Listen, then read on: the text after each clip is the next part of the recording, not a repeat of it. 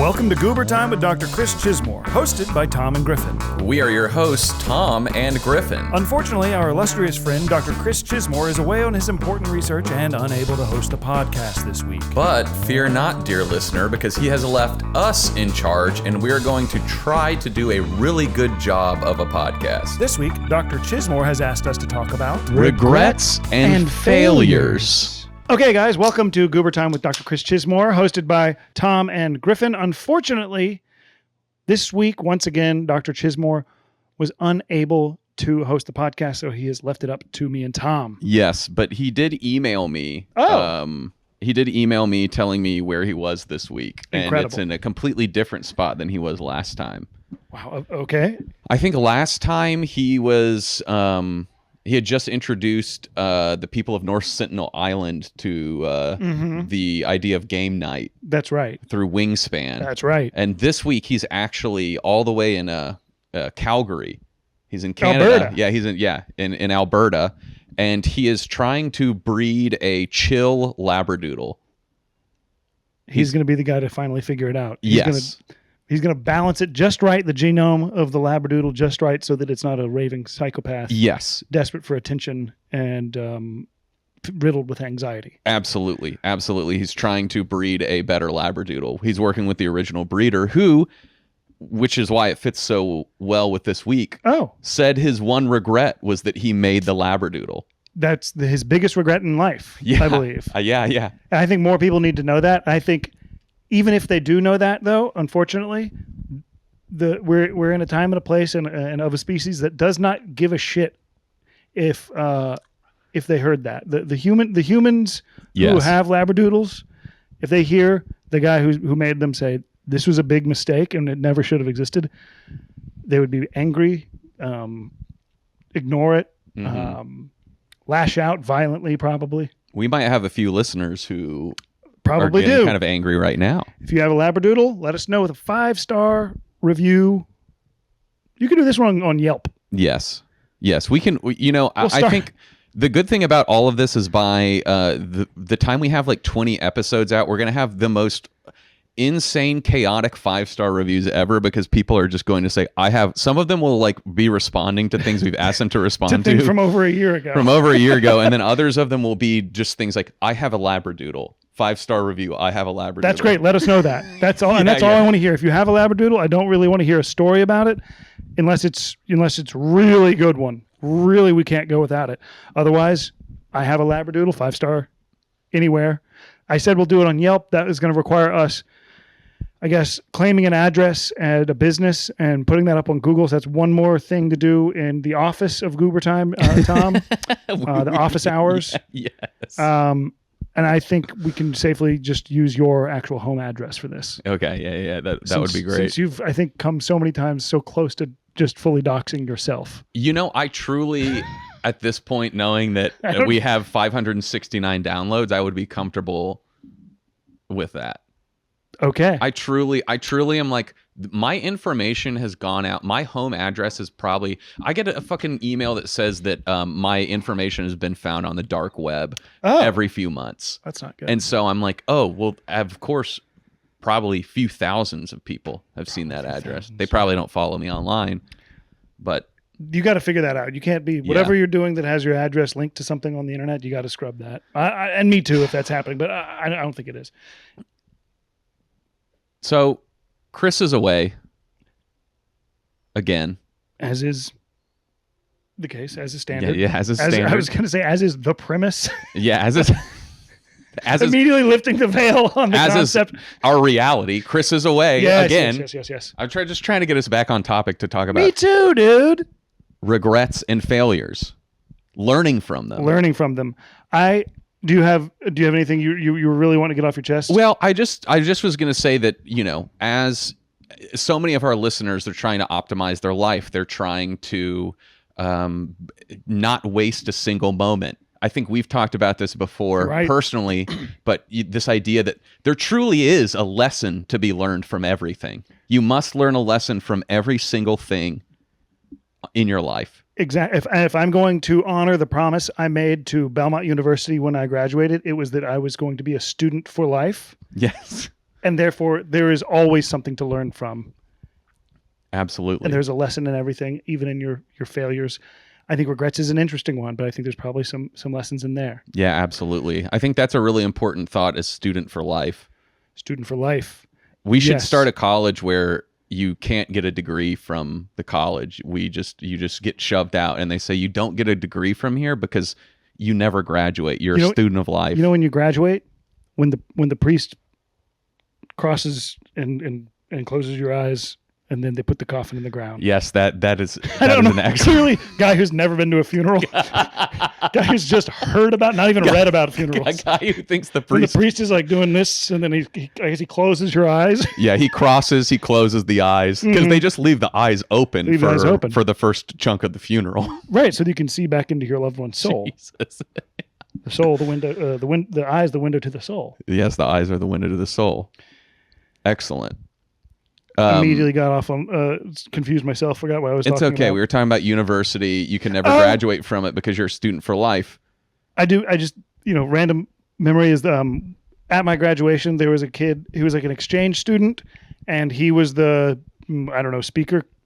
I don't know if we had like a commencement speaker. There was just a guy who would like, I don't know where he was from somewhere else, but his big speech, he started crying and yelling, "Do good things. Do good things." And I sat there going, laughing, couldn't believe it. Was just the most heinous display. This dude, tears pouring down his face, just screaming, "Do good things" over and over again. And everybody around me was angry that I thought that was funny. But everybody being my friend Ryan and somebody next to me, they were like annoyed that I thought that's ridiculous. This is what he's not saying anything. Yeah. Anyways, pissed me cringe off. I'd say a big failure on that guy's part. We had my commencement speaker was the Secretary of the Navy, which was like such a big L in my opinion. It's a big L. I was like, I didn't even go. I went to the University of Georgia, and that's the Harvard of Northeast Georgia. It's not even a military school. Previously established. As previously established, Yeah, the Harvard of Northeast. Pull somebody, a prominent civil rights activist, a judge of note, a celebrity from the South. Yeah, I don't. Foxworthy. Oh, they should have gotten Foxworthy. Wow, really hard. Just peek the microphone. Everybody got mad at me because we had the Secretary of the Navy speaking, and I actually raised my hand to ask a question. Good, as you should. As you should. First, at a question authority, speech. And being a student of life, you should be learning even past in the middle of graduation. Yes, exactly. So I raised my hand. He called on me, and I said, "Hey, if everything you're saying, if you're so good, if you know all this stuff, if you have so much knowledge, how come you're still a secretary?" Hey, buddy, how come if you made it this far in life and your job is I can write things down on water? Yeah. Hey, maybe check again. Hey, buddy. Yeah. Hey, buddy. Why aren't you king of the Navy? If you're so smart, how come you're only secretary of the Navy? You're not king of the Navy. King of the Navy. Or captain of the Navy. I think admirable of the Navy. Admiral, head boat, even lead boat. Mm-hmm. Anyways. Learning from regret. Yes. There's a lesson to be learned from everything. Yes. As established. I have a quick lesson. Okay. That I thought I was reminded of this morning is I tried to buy my girlfriend a present from a musical artist that is bad and hilarious. And, his name's Kevin Tierney. He's on Instagram and he's really trying hard and he's very sweet. But he does all of his songs, or his music videos are the same thing over and over again. He's doing kind of these motions. Open your life to me. Don't be scared to live. He says that kind of stuff. Mm. But he has a song where he says, "Keep believing in your dreams." So I got her a hat that says, "Keep believing in your dreams." Without realizing it's a full sort of, from a distance, it looks like a MAGA hat. MAGA hat. Yeah. Full MAGA hat. I was walking around and getting coffee this morning wearing this. Got at least one weird look, and I was like, "Oh, right, this is the MAGA hat." Yes, but it's it has to be like a baseball cap. I feel like there aren't too many like. You're telling me that's raising some flags for some people. I haven't seen that many MAGA beanies. Okay, either way, I don't like it, and she didn't like it, and that's a failure. Your girlfriend didn't like it. She didn't like it. She said, "I'm not going to wear that. It looks like a MAGA hat." That's a shame. It's a shame. I would have thought she would have been above politics, like both of us. Right. Yeah. Yeah, we're both above politics. We're both above politics. We're neither Republican nor Democrat. We're above it all. And that's canon. Yes, that is canon. That's Nick Cannon. That's Nick Cannon, and that's on Nick Cannon. The microphone cord keeps switching around a little bit. Does it switch around? It's just messing up my hearing. And I'll say this: it's not a podcast if you haven't spent about 20 to 30 minutes trying to figure out how to make the fucking audio work. Yeah. This is a chore every time we do it, and we do it for you, but it's almost a nightmarish chore, and we're not even 20 episodes in. People act like anybody can be doing this and talking on these, and you can if you somehow get to this point. There's so much horse shit. Anyways, yes, it's easy to regret doing a podcast once you start doing a podcast. Yes, immediate. This part is fun though. It is once you finally start doing it, it's fun. Yes. Okay. So you learned an important lesson. RE this hat? Yeah, RE the hat. Yeah, double check. Sort of just I think every time I purchase something from the internet, I learn the same lesson. I need to just finally learn it, which is it's either A, don't buy that. Yeah. Don't just buy the thing it's Instagram shopping. Don't buy it on Instagram. Or before you hit checkout, stop, give it 5 minutes. Count to 5 minutes. Yep. Sit there and count out 5 minutes and then do it. And because every time I've regretted every purchase I've ever made. Yep. Shorts that look fucked up, shirt that's wrong size or weird in some way, something swimsuit made out of what seems to be a parachute somebody that didn't deploy and somebody died in it. It's just awful. Every purchase is bad. Yes. So that's my big lesson. Yeah. Don't buy things on Instagram. Yeah, I think that a good rule I heard is to, you can load something up in your cart. You just load it in the cart, but you don't buy it. And then you wait for 5 years. And if you still want it in 5 years, then you can buy it. I think that's smart. That's what I do. I wait 5 to 10 years. That's why it took us so long to get this podcast. Yeah, that's why it took us 5 years to get to the stage where we have handheld microphones, dear listener. You can't see this, but I'm showing it to the camera. Microphone. That took 5 years. Took 5 years because I practice stoicism. As you should. This is Stoic's way of shopping. 5 year wait. 5 year wait. Shopping cart. 5 year wait, and you realize I don't need a lot in my life. Give me a big ticket regret right now or failure. Ooh, I really want to hear a failure. A big failure. I think one of my biggest failures was I was 19. First off, failure right there. Yep, failure right there. Should have been dead by 18, living so hard. Yeah. I was 19. I was working as a valet at a resort called Wild Dunes on the Isle of Palms in South Carolina. I think you've talked about this near before. where I live. Yeah, and I got fired from my job as a valet because I wrecked 2 cars. And by wrecked, I mean crashed. And by crashed, I mean scratched. And by scratched, I mean I fucked them up kind of bad. Okay. I didn't crash. I didn't crash him into another car, but I did rip off a guy's turtle top luggage rack, the top of his SUV, driving into a garage. Wow. Yeah. And I do want to flag, you have told this entire story on the podcast before. Oh yeah. That was a huge failure. Yeah. I think there was another failure I used to when I first moved to Chicago, and I first started doing comedy. I got booked at this club in the suburbs. And I would go there and I would bomb every time in front of 25 people. And then a guy named Ill Will would get up after me and absolutely crush. He was somewhat mentally handicapped, but he said he was Jada and Will Pinkett Smith's favorite comic, and his big closer was that he would do a strip tease where he'd end up in his tighty whities, and then he would bend over and turn his back, and he would reveal that he had skid marks all in his underwear. God bless. And that was his big closer, and he would crush every single week, and I would bomb. And I said, I'm a failure. and I do that for like weeks. I mean, the good thing is like the guy did pay me. Like the owner of the club was he wasn't a bad guy, and he would like text me. He'd be like, oh my God, Tom, I need someone. Could you come open? And eventually I was just like, I'm not going to do this anymore. Because it's just so painful. Because it was so painful. Yeah, it was so painful. The shows were bad. I was like, these are not the type of people I'm trying to do comedy for. But yeah, that was a pretty big failure.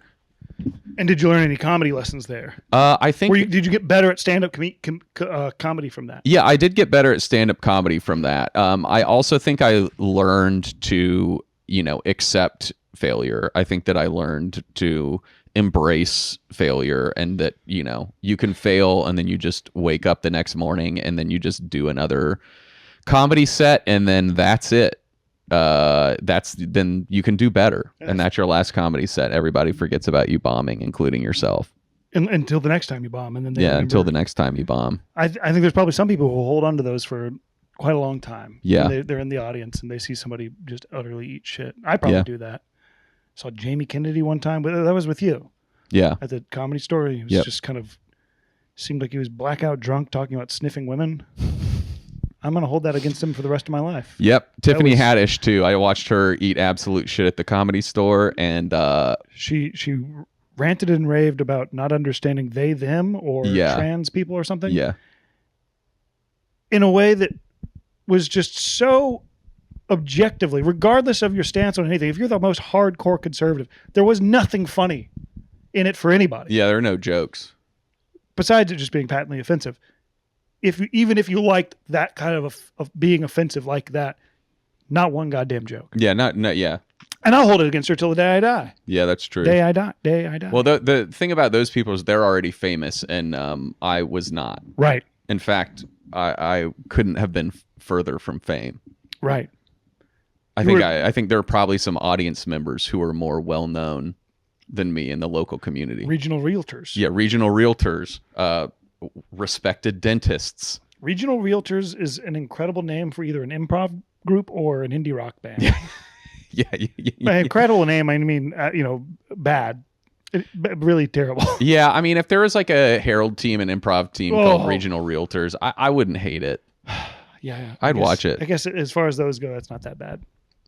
That was a big failure. Yeah, every bomb really feels bad. Yes. Yeah. I think in order to prepare for this podcast, I did what any good podcaster does, and I listened to more podcasts about this subject. Okay. To see what I could find about learning from regret and failure and how to apply those lessons to life. And I learned some relatively good stuff. Okay. I think I told you I was expecting to be able to come in with, and shit on these podcasts, but they were good. They Roasts. were good. Roast. Quips. Yes, quips. I with some good takes of I'm gonna be above this, and they were actually very insightful. But they were saying that there's productive regret, unproductive regret. But they're saying regret is excellent to face. It's good to face because we can learn something and it teaches us how to move forward. Mm-hmm. And that.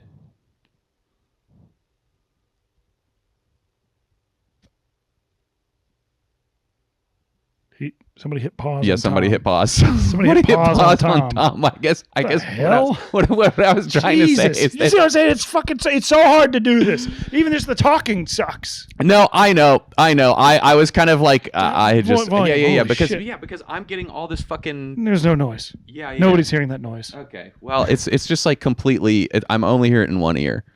Oh, that's your headphone then. That's my headphone. Well, I don't know what the. Yeah, I'm hearing you in both. Okay, there we go. Ears. All that. Okay, we need to cut this out. We're gonna keep it in. We need no. We need to cut this. I just completely lost my train of thought. Okay. We need to cut all of this shit out. Because then I'm gonna get mad. Griffin's gonna make me mad by saying he's gonna keep it. I hate it. The longer I say I'm gonna keep it in, the funnier it gets, and the more it deserves to be in. I was listening to actual podcasts about regret, and they were saying that everyone deals with it, and that it's a very healthy thing. And they were saying that we encounter a lot of regret because we we encounter regret when things aren't how we expected them to be. That we hold ourselves to these big expectations. Leads to big disappointment. Exactly. Big expectations lead to big disappointment. And I said, that is very true. That's a good point. Mm-hmm. And they were saying that if we free ourselves from those expectations, that sure, we free ourselves from that regret. As a Stoic would. As a Stoic would. Now, I will say, easy to say, hard to do. Yes. Hard to, because what's in, and what part of an expectation is? What's behind that expectation? Hope. Hope. That's exactly what I was going to say. Hope. So how you're going to live your life not hoping for anything good to happen, not hoping for something extraordinary to happen? Yes. And and the answer is yes. Yes, the answer is yes. The answer we're getting is yes. The answer is you need, in order to free yourself from regret and emotion, you need to live your life without hope. The best life, if there's a if we got sort of a line graph, it's most people's lives, they're born and it's either it goes down, down, down, or it goes right up, up, up, up, up, up, and then down, and then up and down. And you can't have any of these mountains and these troughs and these valleys and these peaks. It's got to be just as smooth as possible. You want to barely experience anything. Really the best thing to do is just kind of be born and be fed a slow drip of Xanax, so that you're not traumatized by really anything. Everything rolls off your shoulder. Yes. And then because those little traumas snowball into bigger traumas when you're a child and make you all fucked up, and then you start having really hardcore reactions to stuff, and you're happy and you're sad and you're expecting beautiful things to happen, and then something terrible happens. But if you right from go, you're just getting that slow drip of Xanax, time release Xanax, maybe one big pill. This is what I'd like to have, one big time release Xanax they give you as a baby, and it's time released for 99 years. And it just kind of evens you out. Yep. I think people would feel that the world would be a better place. Really not a bad dystopian. idea. That's Brave New World. That's not Brave New World. What's the other one? The better one? 1984. Nope. Brave New World. That was the one I was meaning. It'll be like, sure. The people in that book were having the time of their life. The guy who was having the worst time was the one, whatever his name is, the one guy who goes off and runs away at the end. Mm-hmm. Everybody else, happy, chilling. They're all poly. They're fucking each other. Mm-hmm. They're very accepting of that. Yep. They're not really bothered by anything in life, and then they die someday. Mm-hmm. And they're here you go. Yeah. The people at home are going to love that one. They're going to love that I figured out how to whistle so it didn't go right into the microphone. Yeah. Oh, damn, that's hard. Fuck. I'm going to do this for the next hour. Jesus Christ. This might be the most unlistenable. But it is the Stoic's dream. Yeah. The Stoic's dream. Wow. It seems unattainable without that pill. But practice. Yes. Let things roll off your shoulder. I think that's an interesting lesson. As much as you can do that. No, I do agree, though. I mean, I think that one big pill would be very helpful. I think that if we could just take one big pill as baby to even for entire life, that would really solve it. I think that I agree, and that you said that, easier said than done. We can sit here. Everyone loves to sit here on their little high horse podcast and say, well, all you need to do is just free up your expectations. Be more humble. That was the other thing they said is be more humble. Be more humble and gratitude. They said humility and gratitude are two great ways to not be so regretful. But my question to that is, well, how else is everybody supposed to know all the cool stuff I'm doing? Exactly. If I'm being humble and being grateful, how am I supposed to get a hold of this stuff that someone else has that I want? I'm at odds. I'm at odds with the Stoic approach because of this. I'm at odds with the recommendation of humility constantly. Yeah, I'm gonna be proud of when I've done something good. I want people to know. I feel like humility is cucked. Yes, I agree. It's like I'm supposed too much of it. Yeah, and I can't want what someone else has, and then I'm But even in comparison, the other thing that is kind of crazy about that is like, okay, well, I'm supposed to be humble and be grateful for what I have, but then I'm clearly saying, well, what I have is better than that guy.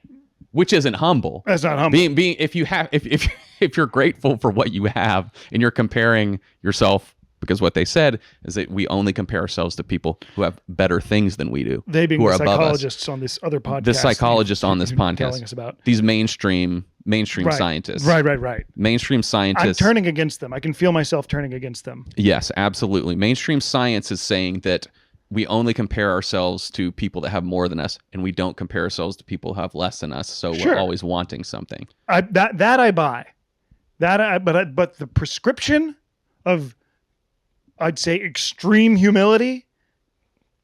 My hand did it by itself. I didn't even make it. Thumbs down. Bad. That's. You need to be striving for success. You need to be bettering yourself. Mm-hmm. You need to be telling other people about your success. You need to be celebrating your own successes, because if you don't celebrate them, who will?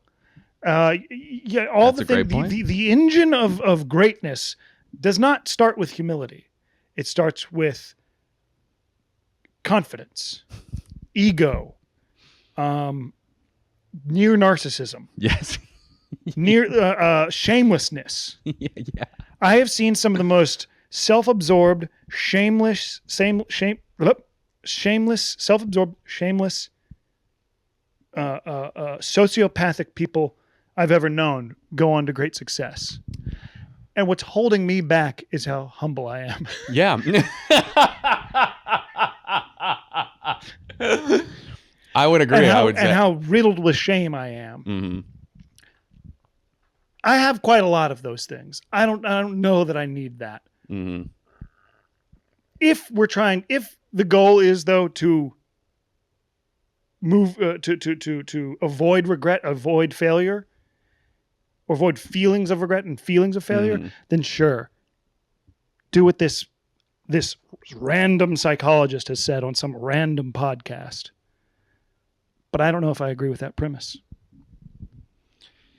Yeah, I mean, I think that's fair. I think that if you truly, want to be successful, you can't be humble at all. You really have to be. I deserve this. I am better. Yes. I deserve it more than the next guy. Yes, absolutely. Yeah, I mean, even the idea of it, me accepting my paycheck, me accepting all this stuff is like, yeah, I deserve it. I need this. I deserve it more than this other guy. But I don't accept it.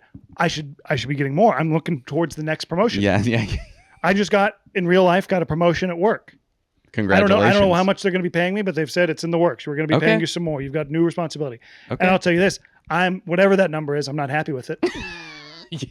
Yeah, that's whatever it is. Yeah. Because what I do know is there's a number right above it. Yep.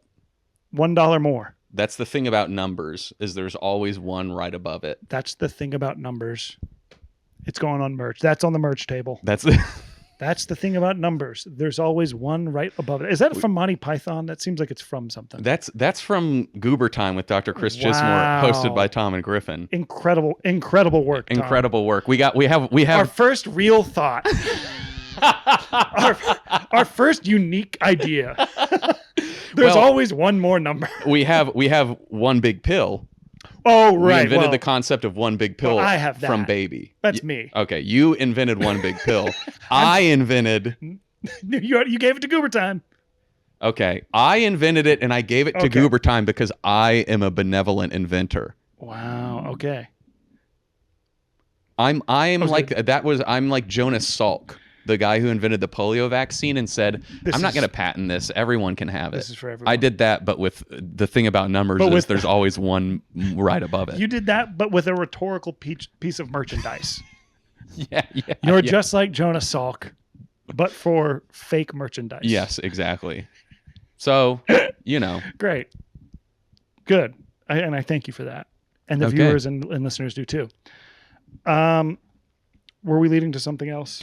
I think we talked about humility and gratitude enough. Humility, don't need it. Gratitude, listen, buddy, I'm grateful for what I have. Yeah, but I still want all that cool stuff. I could be getting more. I could be earning more. Yeah, I do want to maybe go back and say, I could see some room for some level of humility in our march towards success and greatness.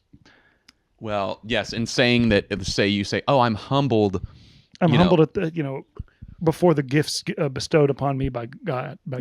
Yes, exactly. Yeah, that's the way you have to be humble these days. You say, "Oh, there is room for humility, but it's only in a way that also lifts me up." It's saying, like in the job interview when they ask, "What are your weaknesses?" and you say, I'm just so hardworking. It's a problem. Yeah, I'm a perfectionist. I just think I care too much. I'm too deep thinking.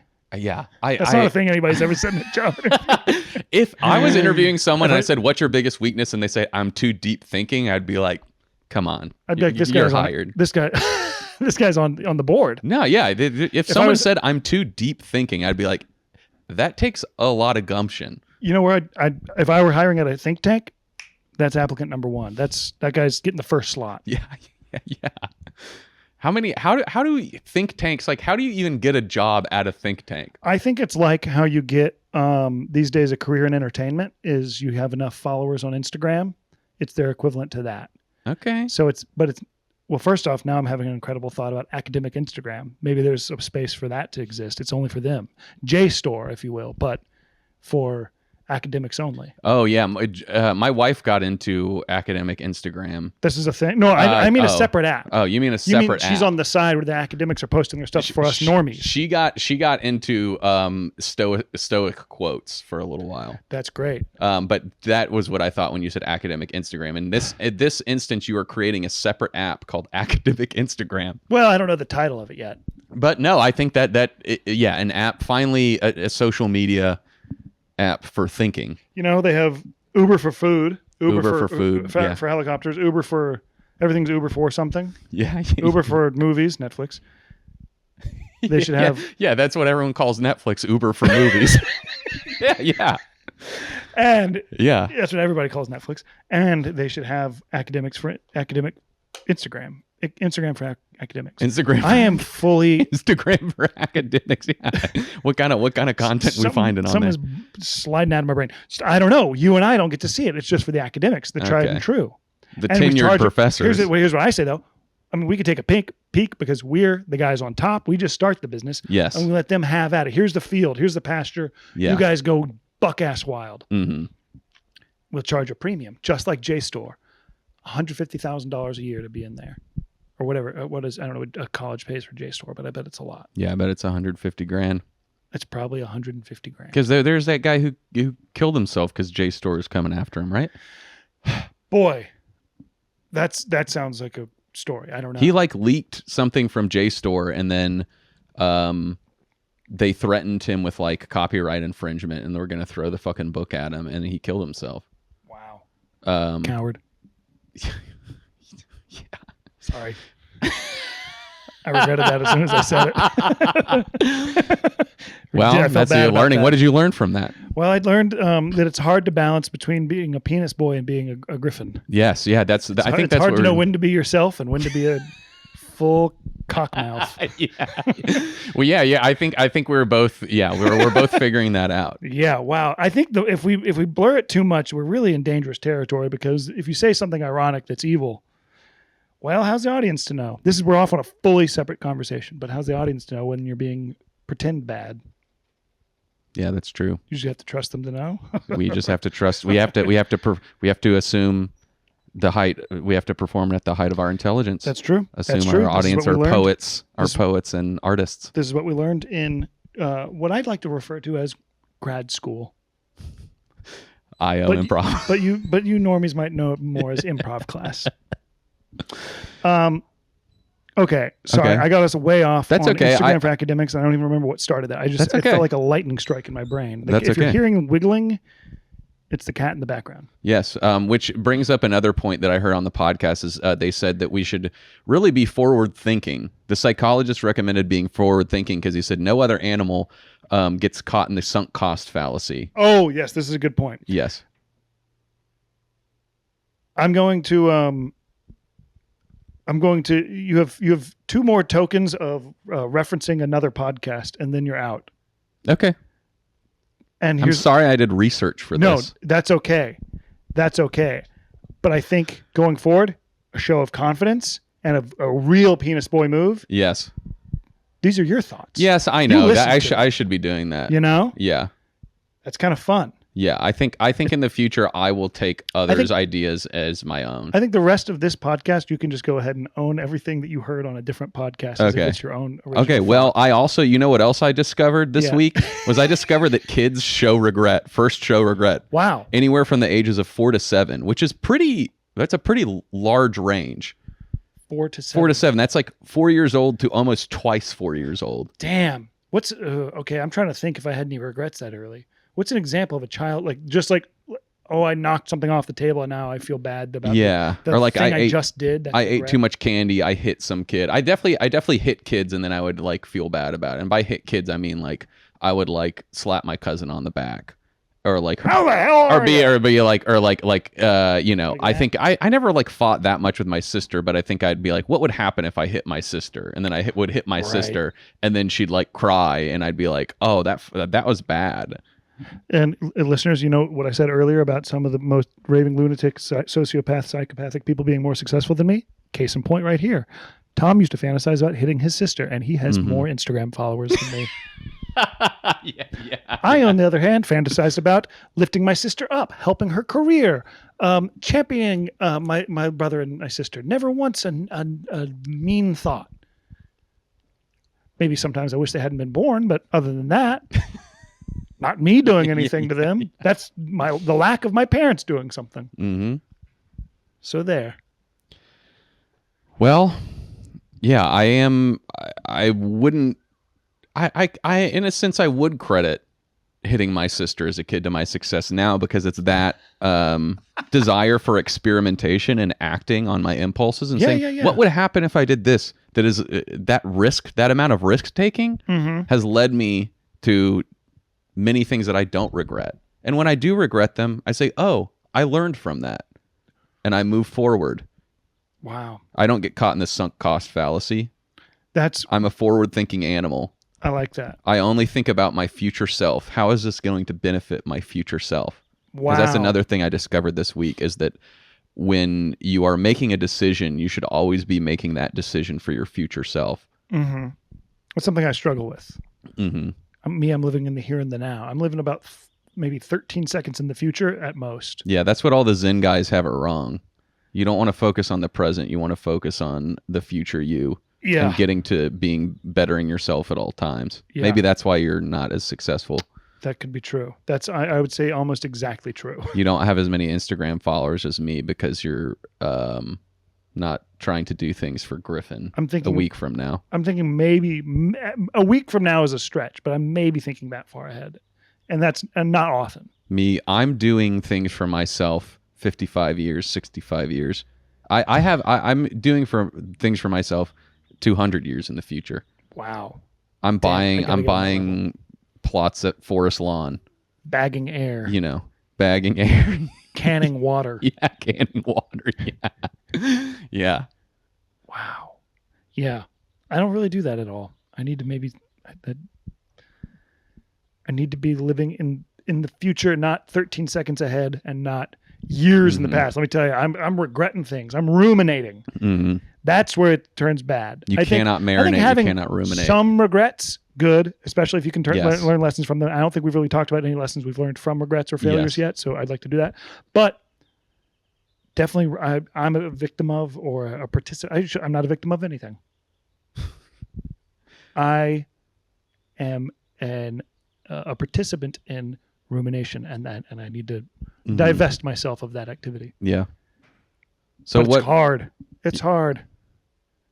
What are some of the lessons you said you wanted to talk about a specific lesson that you have learned from regret? I didn't say I had a specific lesson I learned from regret. But you just said we haven't said anything we've learned from regrets and failures, and I want to talk about that. So I said, okay, something we should talk about. I didn't say I have a specific. And so then I ask you about it, and you say, I can't think of a single thing. I tell you what I'm regretting bringing that up right now. Okay.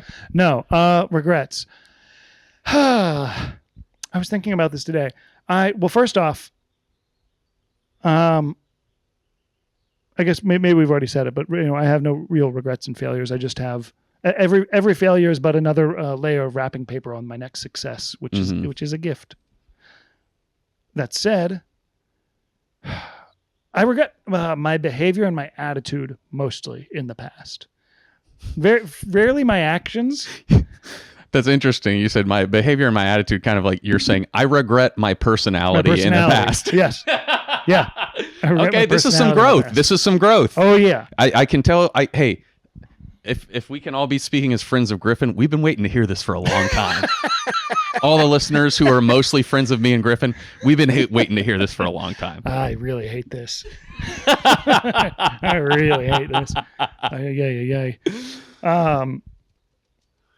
Yeah, I'm trying to think of specific ones. When I've watched home movies with the family, there was one in particular I remember where it was my parents filming me pitching in Little League. Okay. I'm at the mound. And I was in like just such a bad place. I think it was in the middle of me, getting viciously bullied and sort of kicked and stuff at school in like 5th, 6th, 7th grade. Here we go again. Yeah, here we go again. No, turns this out is really good. impactful. Yeah, this is good. You're being vulnerable. This is good. And we want to reward this. And I was just really, really hard on myself. I was deeply hard on myself. And like no one had ever taught me how to pitch. I think I was, bigger than some of the other kids. I could throw the ball farther, but not necessarily more accurate. Longer noodly arms. And something of a natural athlete. But I was just like, I don't have the accuracy to do this. So I was throwing the ball and just feeling the heat of like fucking up. Everybody's watching. I suddenly, kid with little confidence and little skill got thrown into, oh, now you're the pitcher. You're basically the lead singer of the baseball team. Yeah. Probably one of the people who have the most regrets in the world are probably pitchers. Pitchers probably have some of the most regrets in the world. I mean, I can't imagine anybody with more. The entire game hangs off of them. Pitchers and people who are involved in Vietnam probably have some of the most regrets. I think it's pitchers. I think pitchers have it by far, because some of those people in Vietnam went on to become pitchers, and they might have been pitchers in Vietnam when they're, on rec leave or whatever. When they're chilling out in Vietnam sometimes. They're back at the base playing baseball. Yeah, we're supporting this. Yeah, I'm supporting you in this. You don't have to.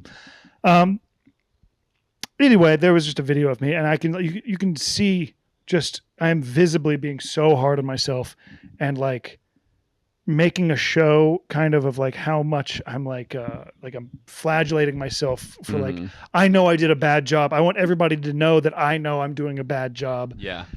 And it's just really, for me, really painful to watch, because there's just a little kid who's just eating such shit. And I saw that and I felt so much regret and, wanting to tell that kid it's okay, but also knowing I was that kid. And there was no amount of telling that person it's okay that's going to make it better, because I was having a miserable fucking time. Yeah. And so, but I don't know. I was going to say I fully regret that. But I think I maybe need to allow myself that I was being actively just sort of terrorized at school all the time, and was playing baseball against my bullies. Yeah. And only playing baseball because everybody thought that's what you had to do to be cool. So I was like, well, I have to do this to make them stop. Yeah. Worst idea. Yeah. Playing baseball against my bullies will make them stop bullying me. Yeah. Because I'll strike them out so hard. Yeah. With my unconfident. I think they'll think I'm one of them. Yeah. I can understand that. But I think, yeah, is my phone ringing? What the fuck is that noise? Nothing. Or I think like there's probably some home movies where I am being like mean to my brother and sister, like dominating. I don't know, we're playing or doing something, and I'm like trying to control everything. And I think I see that and I regret that. And I'm like, I should have just been chill. I needed to just chill out and be a little bit more stoic. Oh, those are two specific regrets. There's as a child. I guess they're not really. It's hard to call them regrets. The second one, I do regret ever being rude to my brother and sister, or a chore to be around, or whatever. I think a lot of people would probably have that regret, because when you're a kid, your brother and sister are evil. sometimes. And when you're an adult, you realize that they're not evil. They're not evil. They're just different. I mean, some people do have evil brothers and sisters. An evil twin. An evil twin, maybe. Twins, twins can be very evil. Twins inherently are evil. But it's understandable. I think a lot of people probably have regrets from childhood because you can look back and, hindsight is 20/20. Yeah. You can always regret not doing something. That's what another thing that I learned that I discovered this week is that through intense self-reflection is that there's regret from having done something and regret from having not done something. Yeah. And a lot of people have regret from not doing something. Yeah. And absolutely. When you're regretting something that you didn't do, you're living in a fictional world. You're creating that fictional world. The what might have been. The what might have been. You're living in an alternate reality. Yeah. And that's why regret can be dangerous. It can be a pungy pit of... Pungy pit? Yeah, pungy pit. This is a phrase? This is tying through Vietnam. We're talking about Vietnam. Oh, this is where the bamboos and the spikes? Bamboo spikes with poop on them. Oh. You fall in the pit. Pungy pit. There's poop? Yeah, there's poop on the sticks that gets in your wounds and then you get infected. Doesn't the impaling do it? Yeah, the impaling maims you, but it doesn't always kill you. So they put but like shit you on get them trapped. Yeah, you get shit on them, and then they get infected and pungy pit. Yeah, pungy pit. That's why. Yeah, it's a pungent pit. A pungent pit. Yeah, I think that's. Yeah, I think that's where the term comes from. And pungent. They said this is a pungent pit, and then that got shortened to pungy. The first guy to fall in one thought, yeah, woo, pungent pit, and then he lived. Thankfully, he lived. He went back to the squad. Mm-hmm. And said, you got to watch out for all these pungent pits. And then it made its way around the war. Yeah.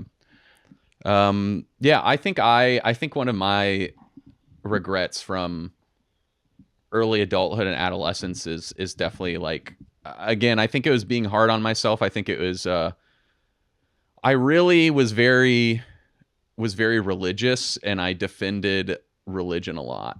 And I think I defended God. I remember getting in arguments with one of my roommates in college because he was an atheist and I believed in God, and I was still, kind of a Christian.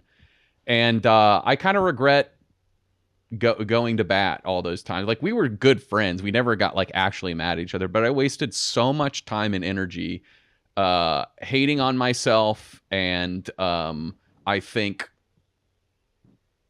like restricting myself from having reasonable young adult experiences because I was afraid of disappointing my religion and disappointing God.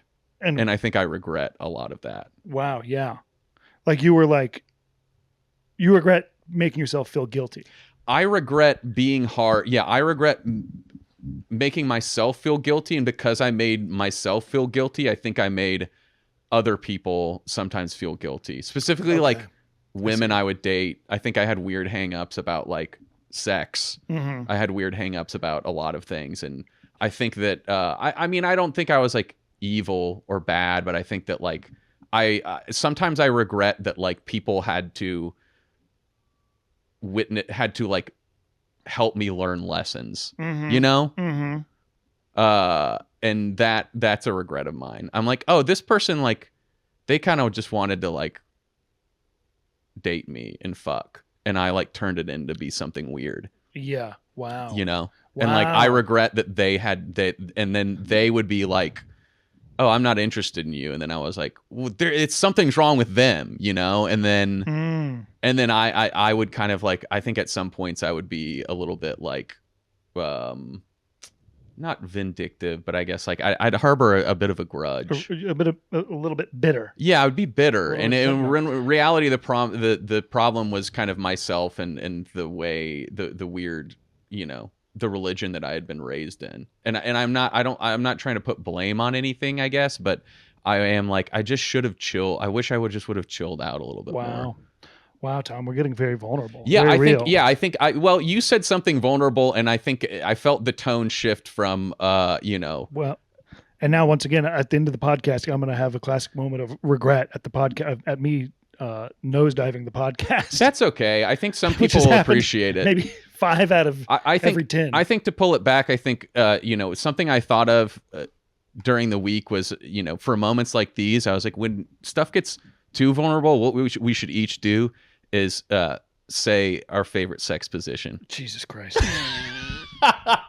And I love hitting it from the back, doggy style. I'm not going to engage with this. Whap, whap, whap, whap. This is... What about you?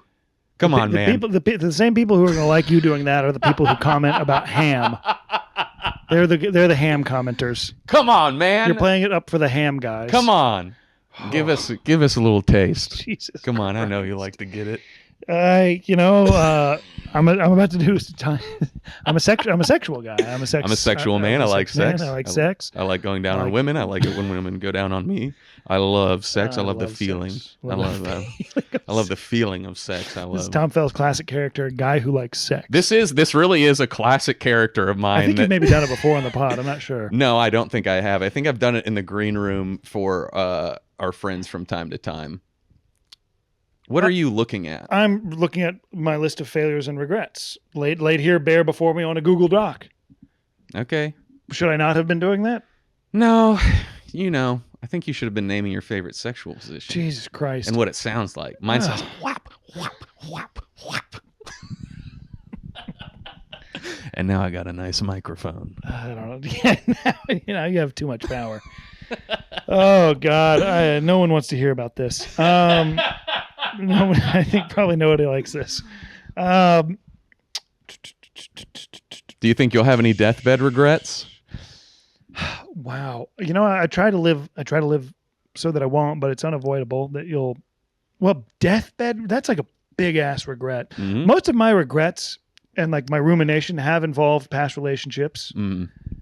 I'm a sucker for I don't know if I'm a sucker for anything, but I'm a bit of a hopeless romantic, and I set myself up to really have a bad time. Yep.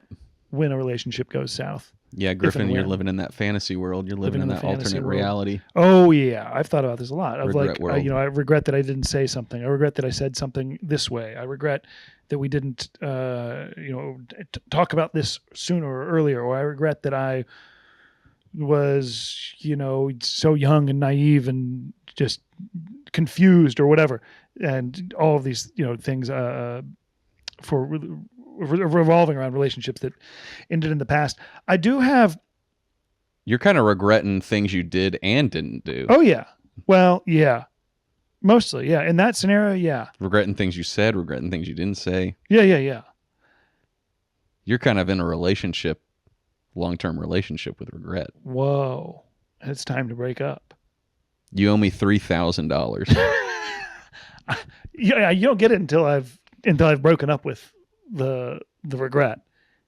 You don't get it until I'm healed. You're saying you're a therapist? I'm saying yeah. $3,000? Yeah. Well, I'm saying I'm your friend. I did a service to you. You should support your friends. You've announced the possibility of a service. The service has nothing's happened. You need to pay your friends when they do something good for you. That's true. We've established that. We've established that. People expect, my friend has a good or service. Maybe they'll give me a friend rate. How about you give them the friend rate and you pay double? Yeah, you pay double. Oh, so that they can take a long time. Barney's going to make me a custom bench and he'll do it for cheap. No, you pay Barney double what he would have got for that bench. Yes, you absolutely should do that sometimes. And then Barney's gonna call you up and he said, hey, sorry, Fred. man, I haven't. Hey, Fred, sorry, I haven't got the bench to you yet. I've had a lot of other projects that have come in too, and I figure you're chill. And then you're gonna say, yeah, I'm chill. I'll don't worry about it. And then it's gonna take you. And I paid him double on you this? paid him double, and then you're gonna take a long. Yeah, that's actually crazy. And now we have issues. If Barney's acting like that, I paid him double, and he's gonna be like, oh, you're to the back of the line. Yeah. Well, yeah. Back to the back. Yeah, essentially, because you're a friend. But see, me, I'm your friend. You're not. I'm not putting you at the back of the line. You're in front of me right now. Right. I'm solving your problems. Thank you. I'm telling you, you're in a long-term relationship with regret, and that is $3,000. I am. Yeah, I think I have been in the past. I would not say that I am currently in one now. But yes, I will. No, I've met your girlfriend. You're not in a relationship with regret right now. You're in a relationship with a real live woman. Yeah. So what's your point? My point is, I'm going to continue to talk over you. Okay, good. Well, and it wouldn't feel right if you didn't. I had one on that note that was, I regretted it for a long time. And I guess it was because I was so, such a late bloomer. And I regret how much of that I did to myself, just like throwing so much importance on, I don't know, hooking up or sex or, just women and my relationship with them in general early on was just so like, built it up so much that I couldn't even do anything. I was like kind of freaked out when I had a crush on somebody or like romantic intentions. But I had for a long time, I regretted, I think when I had been freshman year of college, I was at a party when I was back home, and everybody, it was like a party where like people were like getting naked in a hot tub. It's one of these parties. And there was a girl I had major swing. And there was a girl I had a big crush on in high school who was like a little bit older than me. And it was like, everybody's like, okay, we're passing out. And there were no beds in the house. And I was like, well, I'm going to go, I guess, sleep in my car. And she's like, oh, I'll come and sleep in your car with you. And then we went to the car and I was like, okay, good night. Yep. And then for probably a few years after that, I was like, oh my God. Yep. That was so stupid. Yep. That's a regret of you and me both, brother. This is like probably a classic, hey, talk to me a little bit. Hey, I probably want to be physical with you in some way. Mm-hmm. And I really regretted that for a long time. I don't regret it anymore, but it's remarkable how long I was like, biggest regret in my life is I didn't hook up with that girl that night. Yep. And my guess is there's probably a lot of other guys on the other end of the line who are thinking the same thing. There are probably a few girls on the other end of the line that are screaming, I was her. I was her. I was her. And there's, I'm thinking of a Griffin. Yeah. Make a little bit of a move. Yeah. Whereas nowadays. That said, sometimes best to have not made the move at all. Sometimes it is. We're kind of sounding like women right now. Because another thing... What's this transition going to be? Well, it's another thing that I discovered this week is that women have more regrets about relationships and having sex too early. Yeah.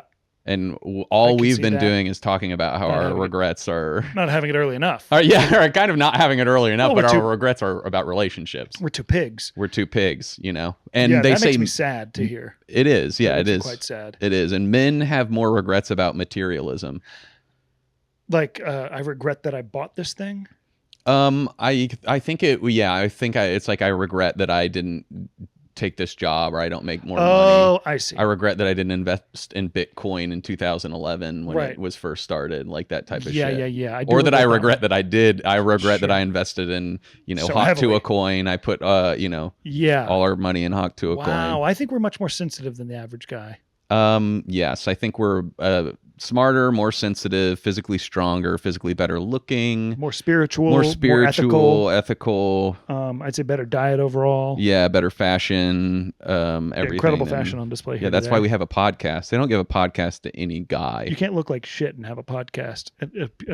Up until recently, entirely audio medium. Yeah, you gotta be bringing it. That's the truth. With your t-shirt and pants.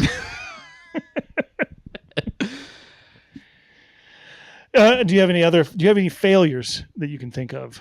I think I've addressed a lot of failures. I think I've addressed the big failures. I think that wait, what were they? I mean, I think that like getting fired from jobs. I don't think I did learn a lot from religion. I think I don't regret being religious ever because I think that it gave me a lot of values that I rely heavily on today. But I think the thing I regret is just being so hard on myself and feeling so guilty all the time for things that, are just normal human being things that I was conditioned to think are bad. You're going to hell. Right. You're disappointing your family, your parents, Christ, God. Wow. Everybody you grew up with. The episode where the guys learn to forgive themselves. Yeah, I think, yeah. Are we out at about time? I think we're at about time. I think we should probably wrap it up on a somber note by you finally naming your favorite sex position. It can change every episode. I'm probably going to ask you. Let me tell you this: it changes every time I have sex. Okay. It's whichever one I'm currently in. Okay. What's the sound you're making? I'm like, shh. Jesus. Oh, on account of hopefully on account of she's having a big he's having such a good time. Decidedly, she's having a really good time. Okay. And we're in a church. Could be he too. We're in the back of like a church. It couldn't be a he. It could be a he. There's nothing wrong with it's a he, but it couldn't be a he. It could be a he. The more you say that, the more homophobic it gets. That's very true. That is very true. And yeah, I was trying to build a scenario where I'm having sex in the back of a church was where I was hoping to get there. And okay. I feel like it sounded like I was being really vile. Yeah, it did. And me, I'm still going whop, whop, whop, whop. You're making, and that's the sound you're making with your mouth. Yeah. I'm not trying to imitate the sound of like a ball slapping. That's me. That's my mouth going whop, whop, whop, whop. Yeah. Oh boy, that's as good as we're gonna do for a comedy moment. Yeah. After all of this. Yeah. I think I regret everything I said here today. And me too. And will we learn from it? Hell no. We'll see next episode. Maybe it with the Goober Time with Dr. Chris Chismore. On Goober Time with Dr. Chris Chismore, hosted by Tom and Griffin. We'll see next time on Goober Time with Dr. Chris Chismore, hosted by Tom and Griffin. I don't know what he's doing. And Griffin. I'll probably cut it right before any of that. Goober Time is produced by me, Griffin, and Lauren Talmadge. Executive produced by Tim McGower. Associate producer Ahmed Stork, and aspiring producer Little Jimmy Penn. Goober Time is engineered by Roger Goodrich and recorded at Detweiler Sound in Humboldt, Tupelo, Mississippi. Sound mixing by Reed Armband with music by Laser Monster, which is Griffin in the past. You can check it out at lasermonster.bandcamp.com. Tom's costume was provided by Padma Lakshmi with catering provided by Kokomo's Mungo Lounge. Kokomo's, if you can't take her here, you can't take her anywhere.